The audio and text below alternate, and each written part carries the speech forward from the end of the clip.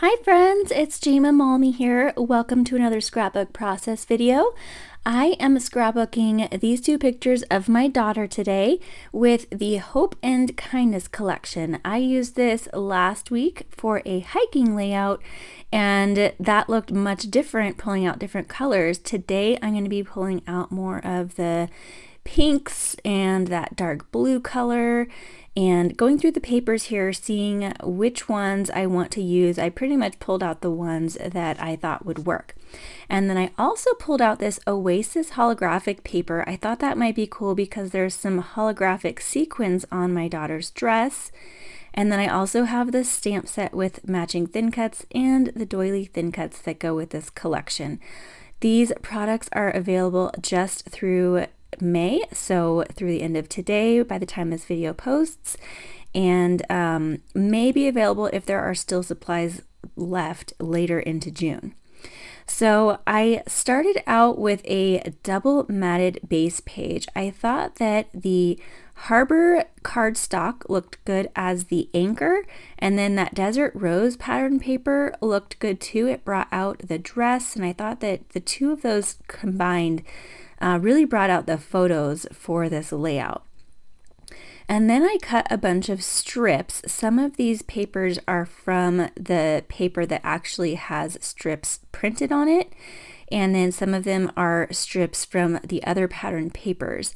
I decided not to use those bottom two because I wanted these strips to be shorter than the height of the photos, and I really like how this looks. I love the color combo. I think it really complements the photos and helps the photos to stand out on that white background. I used white as my background because I think that really does help your photos to stand out, and then just use a little bit of colors because I do have a lot of the colors in the photos. I pulled out a couple of doilies from that larger doily die cut or die, and I'm gonna just anchor those on the top corner and opposite bottom corner to create sort of a diagonal line across the page. And then I was originally thinking that I might cut these strips so that you just have a tiny bit on each side and in the middle, since there's not much showing, but I did decide to leave the whole strip down so that it was easier for me to line up across the page. I didn't show it, but I did use my T-square ruler to make sure I had them down straight. Now I decided to add some stamping. I'm going to use that beautiful word as part of my title, and then there's all of these really beautiful line art flowers in the stamp set. So I'm stamping those in Harbour ink. I was going to just use my stamping block, but then decided to pull out my Misty since there are so many of them and I could stamp them all at the same time. I'll be honest, I actually prefer using my stamping block when I'm stamping. I feel like I have more control and it's more of a solid block surface to press harder and get a better stamped image. But when I'm stamping a bunch of things at once and I stamped two of the same page, it was just easier to use the Misty for this use. So I stamped it twice in the ink, and then I actually put in another piece of paper and stamped it all again so that I would have lots of those flowers. And then I did end up doing a second page, which I'll show you after this one. I decided to add some more photos and create a two-page layout. So I even did a third page to add more of the flowers. So at first here, I'm thinking that I want to just use these plain Harbour flowers to embellish because I didn't want to add much more color to the layout. I wanted the photos to speak for themselves. But as I started getting them laid down, I just felt like I needed a little bit of color. So I ended up using them as an accent and bringing in some of the sticker sheet as well.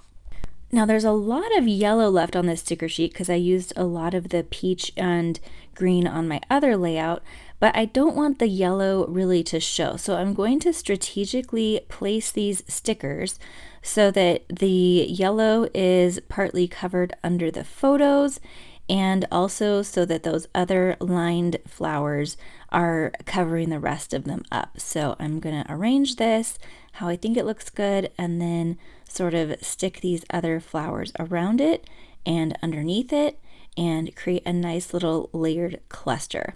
If you are someone who struggles with layering your clusters, you're not alone. But what I do is start with the largest piece first. So that actually was the big doily. So I laid that down first. And then these floral sticker clusters are the second largest. So I'm going to tuck those in. And then all of these other flowers are smaller. So I'm going to push those in around the flowers, kind of underneath and on top, under the photo, under the other, some of them on top and some of them underneath the sticker, and kind of do it that way. And then I thought it needed just a little pop of color on the other side of the title here, so I'm using this little sticker from the sticker sheet that's just a small little bunch of flowers.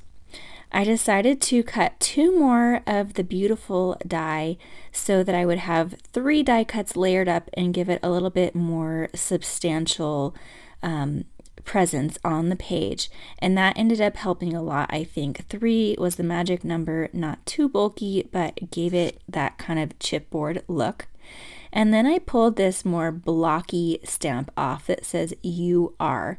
I'm going to also stamp that in Harbour ink. I have it on top of the foam insert that comes in all of Close to My Heart's stamp sets to help give it a little bit of cush underneath while I stamp. And then I'm going to tuck it right in over the beautiful sentiment to say "You are beautiful." There's also this really small flower in the stamp set, and I decided to use that as sort of like a little embellishment sprinkled around the page, much like you would a gem or sequin. And I thought that I wasn't going to add gems or sequins, but I ended up adding some gems at the end because I just couldn't help myself. So I also couldn't help myself. I was debating whether or not I was going to add some shimmer brush, and I decided to add a little bit of shimmer splatters in the Harbour color. Don't be fooled by the pink cap on that brush. It is Harbour, and it's really hard to capture on video or even in the still shots, but there's really, really beautiful subtle shimmer in those splatters. I love shimmer brushes. So like I mentioned, I later decided to do a companion page. I found a couple more photos I wanted to use. So to do that, since I already had everything lined up on the left page, I brought them together on the Versamat, made sure they were lined up on that Versamat so that my T-square ruler was square and butted up next to each other so that I could line them up perfectly. And once I had that one piece down, I could just work from there and put the rest of the pieces down as well. So I think that this, you could save a little bit of paper if you wanted and just cut little strips to cover where you need it to show, but it's much easier to line them up this way. So I found these couple other photos I wanted to use, and I also found this 4x6 cut apart piece from one of the paper packs that I thought was perfect, and I really wanted to use that, so I was trying to figure out how to make that little 3x4 photo work. So I'm going to futz with that for a bit and start adding in my third piece to the visual triangle, so a third doily, so I've got that flow across the page. I love these photos of my daughter. They really show off her spunky personality, so I want to journal about that and how she just has such a style of her own, and I hope she always does. So I forgot to mention on the other page, but I did add the holographic paper as a border around each photo. So each photo has 1/8 of an inch of white all the way around, and then just 1/16 of an inch of the holographic paper, and then the polka dot paper. And I think that holographic paper, it's hard to tell on camera. I think you can sort of see it glistening there, but it just really packs a punch and makes a difference in person. It helps those photos to really shine. And so I decided to bring that in on the other side as well. And then here I was trying to figure out what I wanted to do to make these two pieces over on the side kind of come together, and that holographic paper, I left 1/8 of an inch on that. I think that really ties those together and completes it. So you saw that I brought in another doily on the right side, and I wanted to create that visual triangle. We've got the 2 on the left and then the 1 on the right. And so that really helps to draw your eye across the page to the second page. And then we also have the same element for continuity. So even though I created this page after doing the first one, it was easy to make it cohesive and like a 2-page layout after the fact because I have all of the same elements. So even if you decide to do a 1-page layout, or you're maybe following a sketch of a 1-page layout and want to make it a 2-page layout, just make sure you have some of the same elements carried across on both pages, and that will give it that cohesive look. So I ran out of the papaya or peach embellishments, and so I cut a couple of flowers out of the patterned paper, and I think that that really helps complete those clusters. So we've got the visual triangle of the doilies and then just a small little cluster tucked in the bottom left of that right hand page photo. And even though it's kind of 4 clusters, I think that cluster sort of blends in with the one to the left of it, and we do only have the doily in 3 spots. So regardless, I think it really has a nice flow across the page and helps your eye focus on those photos. So here's a close-up at those clusters, and you can see that dimension on the beautiful title. This is where I'll add my journaling later on. I'm going to do strip journaling. And then here's a look at these pages, these clusters over here. And then you can see that glistening of the holographic paper. It is just so cool. The holographic paper actually comes in several colors. This is the Oasis, which has sort of a green tinge to it.